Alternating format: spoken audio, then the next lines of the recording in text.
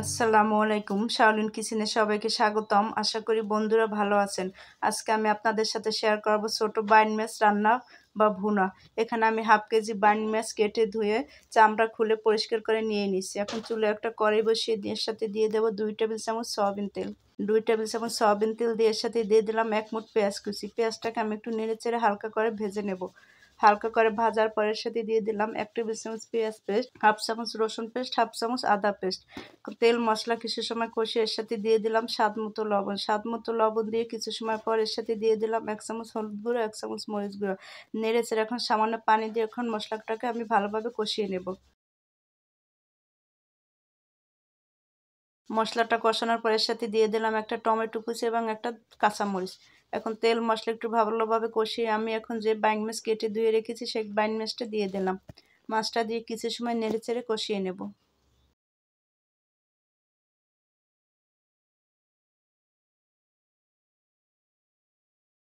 কিছু সময় নেড়েচেড়ে কষানোর পর এর সাথে দিয়ে দেবো হাফ কাপ পরিমাণ পানি।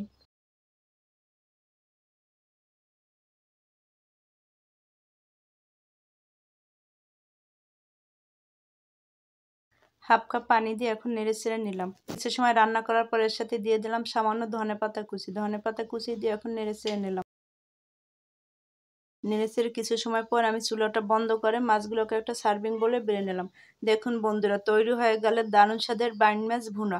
আপনাদের জন্য এই ছোট বাইন মাছ ভুনা রেসিপিটি ভালো লেগে থাকে আমার ফেসবুক পেজকে ফলো করবেন, ফ্রেন্ডস এবং ফ্যামিলিকে শেয়ার করবেন, আমার ইউটিউব চ্যানেলকে সাবস্ক্রাইব করে বেল আইকনটি বাজিয়ে রাখবেন যাতে নতুন ভিডিও পেতে পারেন। সবাই ভালো থাকবেন, সুস্থ থাকবেন। আল্লাহ হাফেজ।